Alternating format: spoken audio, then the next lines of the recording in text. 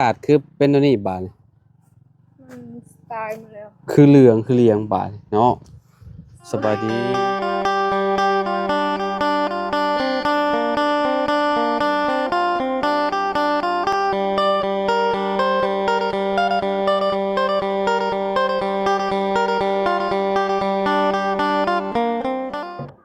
กราบสบายดี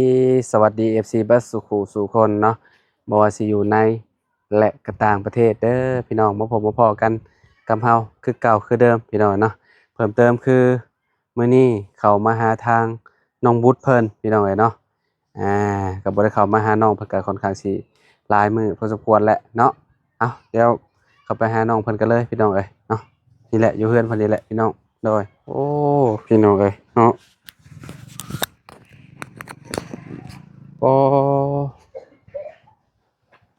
หมึกตูมหมึกแตงเพิ่นซักข้างเรียบร้อยแล้วพี่น้องเอ้ยเนาะเอ้าประกาศคือเป็นอันนี้บาดนี่มันตายมาแล้วคือเหลืองคือเลียงบาดเนาะสบายดี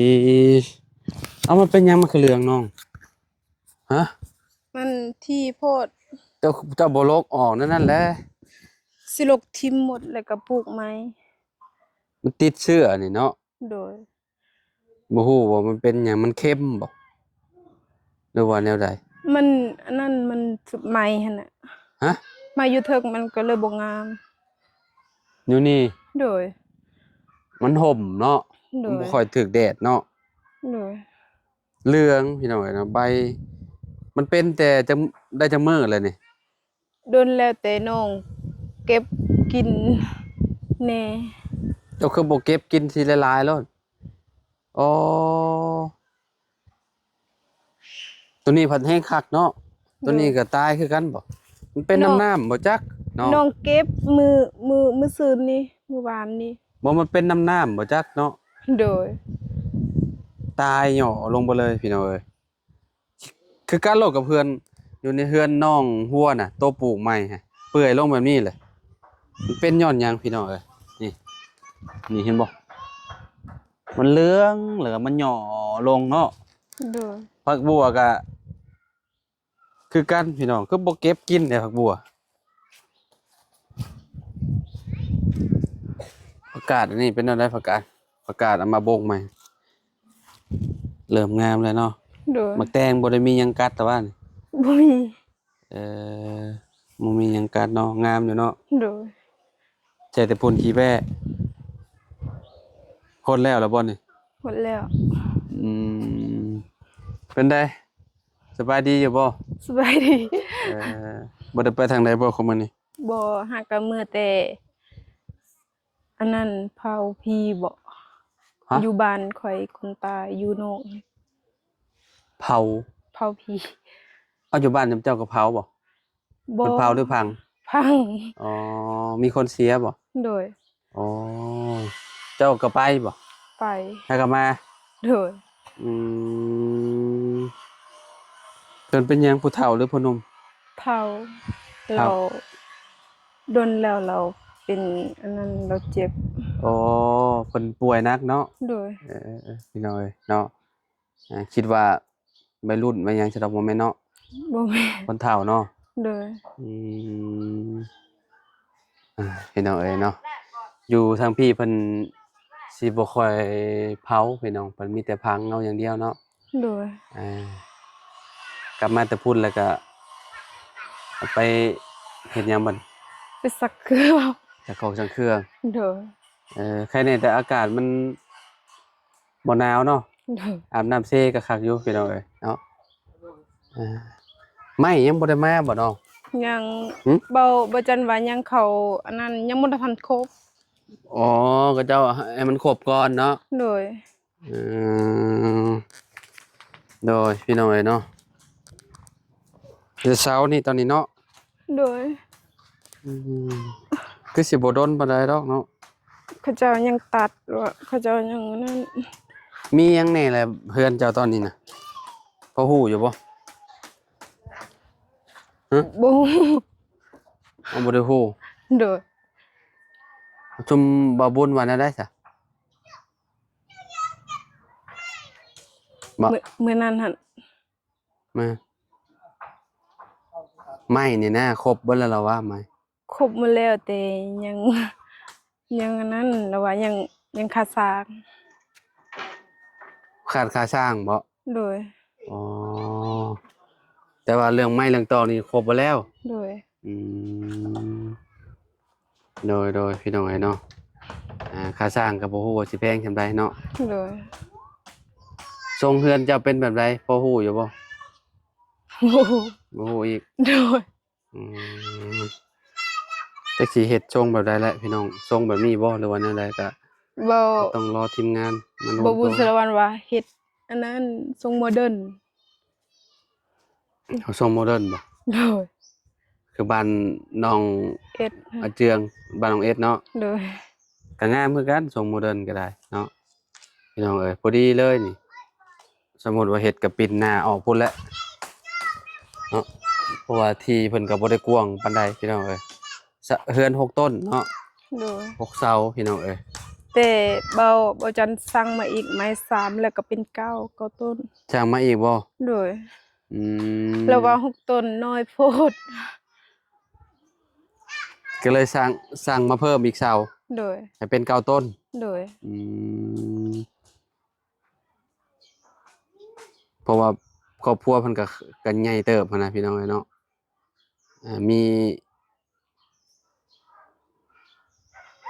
มีพ่อมีน้องบุตรแล้วก็อีกผู้หนึงมาบ่เคยเห็นจักเทื่อดอกพี่น้องเอ้ยเนาะเพิ่นไปเฮ็ดเวียกอยู่บ่ซั่นนั่นนี่ไปผู้ชายอะได้โดยไปคุมื้อเนาะโดยบางเทื่อเราก็ไปบางเทื่อเราก็อยู่แต่ช่วงเราใส่ไปใส่หมองแล้วใส่เบ็ดเราบ่ค่อยอยู่เฮือนใช่มองใช่ยังโดยเออเราออกแต่เช้าบ่เราไปเฮ็ดเวียกแต่เช้าประมาณตี6โมงประมาณนั้น6โมงโดยเราใหญ่ส่ำเจ้านี่บ่บ่น้อยกว่าเจ้าโดยผู้หนึงหักอะ12ปีแล้วผู้หนึง13ปีผู้ที่ว่าไปเฮ็ดเวียกนี่อายุเท่าใด13 13โดยโอ้มันเป็นพ่อแฝด2ไอ้น้องฝาแฝดบ่ โดยเฮ็ดได้สิได้เห็นแล้วเนาะเราก็สิออกกล้องอยู่บ่ออกมือแล้วว่าถ้ามาใหม่นะใหม่มาก่อนจึงซอยเขาเจ้าแล้วว่าอ๋อสิเขาไม่ก็ ไม่เฮ็ดเฮือนมาก่อนจังสิเปิดโตโดยอ๋อตอนนี้ยังไปเฮ็ดเวียกเฮ็ดงานอยู่เนาะโดยเขาเจ้าให้วันเท่าใดซุมเราไปเฮ็ดเวียกวันละแสนวันละแสนกีบเฮ็ดงานหยังก็แล้วก็ไปนั่นไปกลมันกลมัน โดยกลมันอย่างเดียวเนี่ยบ่โดยไปบ้านอื่นเหรอว่านี่น่ะเฮ็ดอยู่บ้านอื่นบ่เฮ็ดอยู่บ้านซุมข่อยเอง เขาจ้างแล้วก็ไปเออวันละแสนกีบไปแต่6โมงกลับมา5โมง6โมงเนาะโดยประมาณนั้นพี่น้องเอ้ยก็ยามนี้ก็คือแบบเขาเจ้าเริ่มถอนมันแล้วเด้เนาะอยู่ในบ้านนี่เขาเจ้าก็เอาแฮงกันเนาะบางคนบ่ได้จ้างนะพี่น้องบางคนเขาเจ้าปลูกมันหลายๆเขาเจ้าก็ไปเอาแฮงก่อนแล้วจากของคนอื่นแล้วก็มารวมของตัวเองแบบนี้นะเนาะเสาเพิ่นก็โปกเมียนคักแน่เด้อพี่น้องดีแล้วเนาะมันบ่ถูกแดดมันจะบ่แตกเนาะคันแนว่ามันถูกแดดมันยังแตกหันน่ะหนทางเขาเจ้าก็เฮ็ดแล้วแหละพี่น้องเอ้ยเนาะหนทางลงน้ำเซน่ะเนาะ โดยโอ้คักอีหลีบัดนี้ทางเข้าบ้านก็สะดวกสบายขึ้นกว่าเก่าพี่น้องเอ้ยอือกินข้าวแล้วบ่น้องกินแล้วกินหยัแต่งน่ะเฮือนอันนั้นหึกินแต่อยู่นอกพุ่นเฮือนเขาเจ้าเผาผีอั่นเอาไว้ให้น้องเจ้าหน่อยโดยขอบใจมีพี่น้องเอ้ยเนาะเอาไว้ลวกกินยามแลงเนาะบ่มีหยังกินก็กินหมี่นี่แหละเนาะอ่ามันช่วยได้อยู่พี่น้องเอ้ยเนาะไปทางใดแหละน้องเจ้าซะพูดน้อยๆครับคนน้อยเออ ไปลิ้นแล้วติ โดย อืมประตูไปใช้ฉากประตูโอ้อยู่นี่เนาะสบายดีตู้โอ้โดยเป็นไดอยู่ดีไม่แห้งอยู่บ่ โอ้ยมึนหมดเองอืม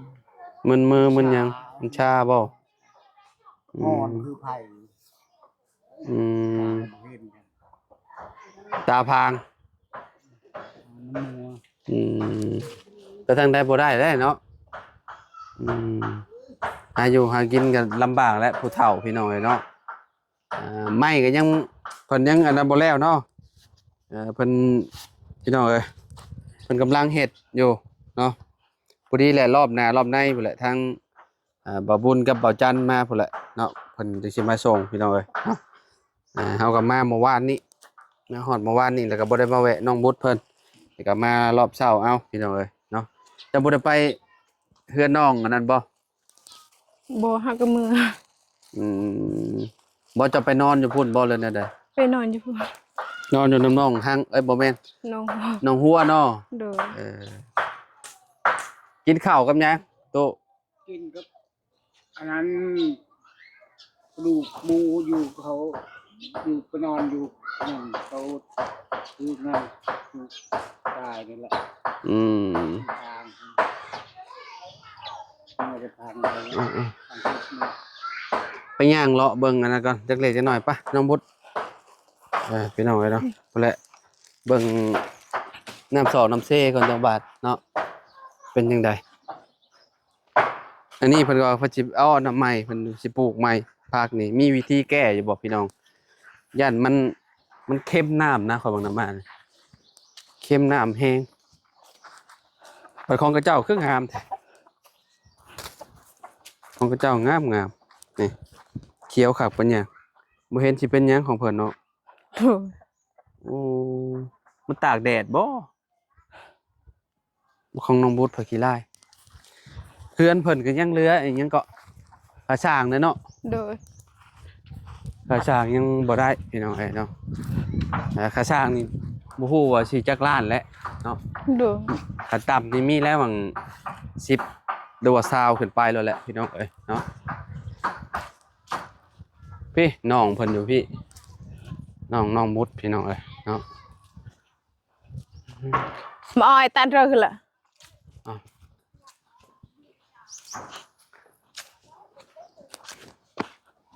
โอ้บ่ได้มาแต่โดนเลยพี่น้องเอ้ยเนาะคักเลยบรรยากาศเป็นรุ่นหาใส่มองบ่ใส่ใจได้แต่มองปอ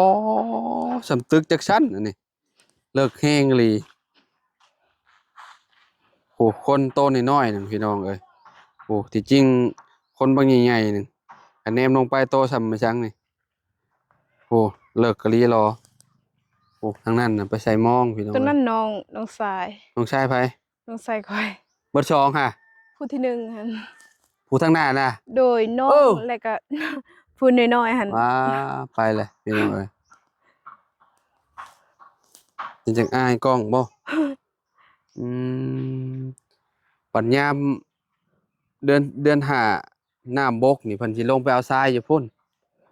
ทรายอยู่ฝั่งนั้นพี่น้องเอ้ยโอ้เจ้าใส่หมองก็ได้อยู่บ่นี่เนาะ ได้มื้อนั้นเขาใส่ก็ ฮะ ได้อยู่พอกิน น้ำไหลบัดนี้ใส่แบบใดนี่ เขาลอย ฮะ เขาเอามองเลยเขา ตัดไปบ่ โดยแบบเขาเจ้าเฮ็ดนั่น กลางตัดแบบนี้บ่ โดย ตัดแบบนี้เลยเนาะเออหาอยู่หากินตามน้ำเซ่พี่น้องเอ้ยฝั่งนั้นก็เจ้าปลูกกล้วยเด้อยู่ที่เทิงมีแต่ต้นกล้วยเด้คักกะลีบรรยากาศพี่น้องเนาะยามอ่าน้ำขึ้นนี่แห้งคักพี่น้องเอ้ยเนาะน้ำมันจะขึ้นมาฮอดพี่เลยเนาะ โดย แต่ว่ายามนี้กับยามนั้นไผคักกว่ากันสำหรับเจ้า ยาม ยามฝน เดือ4เดือน5คักกว่า ฮะ ยามเดือน4เดือน5คักกว่าย ามพ้นบ่คักบ่ บ่ อืมน้ น้ำมันขุ่นเนาะ โดย นั่นขึ้นหลายพร้อมแล้วก็บ่คักพี่น้องยามเดือน4เดือน5เดือนเมษาแหละเนาะ โดย น้ำมันเริ่มบกเริ่มหยังก็ลินอาบน้ำเซเนาะ โดย คักพี่น้องเอ้ยโอ้พี่ทางนี้เด็กน้อยไปใส่มองเนาะโอ้น้ำมันบ่อันนั้นปานไรเนาะน้ำมันบ่หลายเด็กน้อยเพิ่นก็ลงใส่ได้เนาะน้องเนาะ โดย ประมาณลงไปประมาณเพียงเอวเนาะ โดย บางบ่อนเนาะ โดย บางบ่อนก็ว่าประมาณเพียงกกขาเนาะ โดย โอ้เพิ่นลงหาใส่มองพี่มาเบิ่งเนาะพี่น้องเอ้ยนี่โอ้ได้บ่บักละหาก็สิไปใส่บ่อ๋อได้บ่แต่ละมื้อไปใส่ปลาซิวบ่อ่าไปแล้วดุได้พี่น้องเอ้ยปุ๊มองน้อยไปบุดไปอยู่ดีมีแฮงบ่สุขสุขคนพี่น้องเนาะขอบคุณหลายๆเด้อมื้อนี้ก็แวะเวียนมาเนาะเยี่ยมยามทำข่าวน้องบุษบาเพิ่นพี่น้องเอ้ยเนาะยังคือเก่าคือเดิมอยู่เนาะ โดย อ่าเพิ่มเติมคือเรื่องเฮือนเรื่องชานเพิ่นนี่แหละพี่น้องเอ้ยเนาะตอนนี้ก็เนาะไม่เครื่องเฮือนก็น่าสิสั่งมาครบแล้วแหละพี่น้องเอ้ยเนาะก็รอลุ้นรอชมเนาะเฮือนน้องเพิ่นว่าสิเป็นจังไดพี่น้องเอาสำหรับคลิปนี้ไปแล้วปาบุญไป สวัสดี สบายดี FC เด้อพี่น้องเด้อเนาะขอบคุณหลายๆ